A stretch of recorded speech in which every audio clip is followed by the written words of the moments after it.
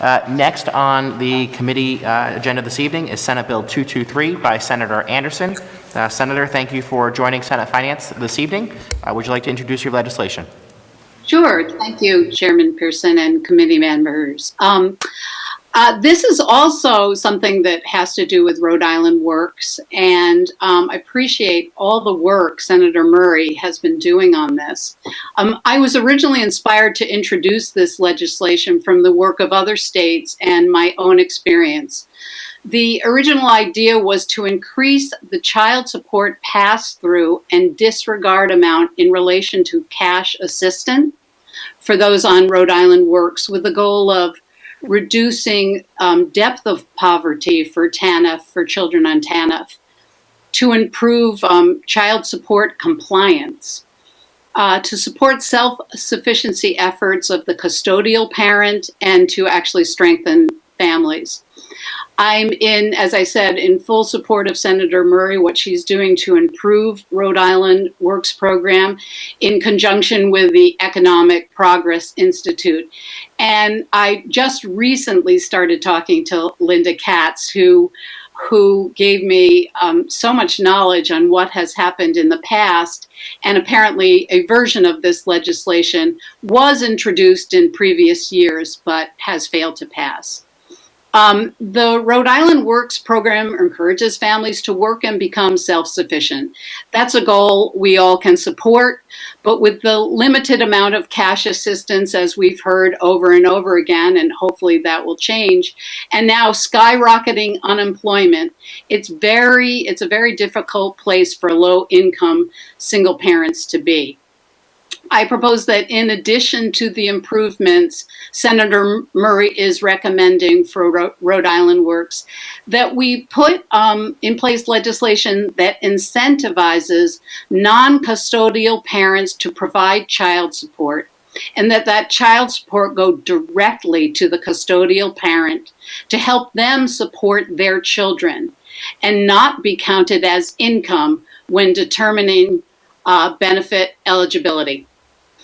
I was the custodial parent of a medically vulnerable child 30 years ago, receiving the same amount of cash assistance through AFDC that is given to families now. We heard a lot of testimony on that.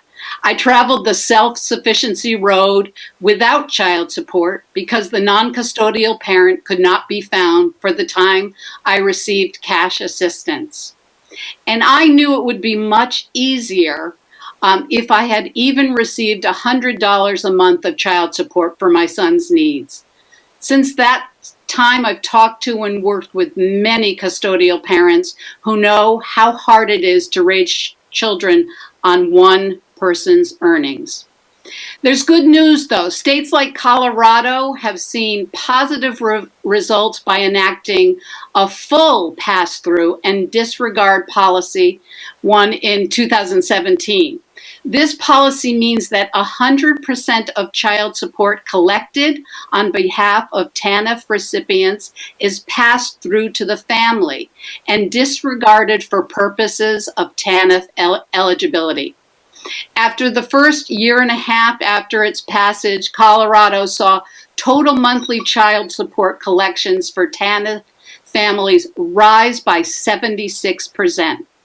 Non-custodial parents are more likely to pay child support through the state when they know their money directly supports their children. The pass-through and disregard policies also increase the amount of child support paid by non-custodial parents. Studies like these were also done in Wisconsin, which raised it, and Washington, D.C., with similar outcomes. It not only helps families' financial situation, but helps participation of the non-custodial parent in children's lives. As in my own situation, I know receiving regular child support would have helped me reach self-sufficiency sooner. This has the potential to save the state money in reducing the caseload of people participating in the Rhode Island Works program.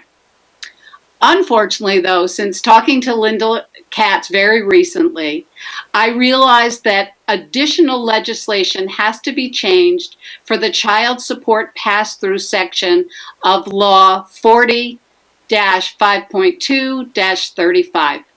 I've submitted this as an amendment, and I'm hoping once it's heard, this legislation can pass to the floor of the Senate for debate. And I thank you. Thank you so much, Senator. Are there any questions or comments from the committee? Hearing none, Sen Maria, you have a motion? Thank you, Mr. Chairman. Yes, motion to hold. Motion. Second. Motion by Senator Murray, second by Senator Palma. All those in favor, sorry, the clerk, please call the roll. Senator Acosta. Yes. Senator Cano. Yes. Senator DePalma. Yes. Senator Felag. Yes. Senator Murray. Senator Paolino. Yes. Chairman Pearson. Yes. Senator Seveny. Senator Seveny, yes. Senator Sosnowski. Yes. 9 in favor, 0 opposed. Thank you, Mr. Clerk. And Senator Anderson, thank you so much for joining us this evening. We look forward to continuing to work with you on this legislation. Thank you so much. Thank you, Senator.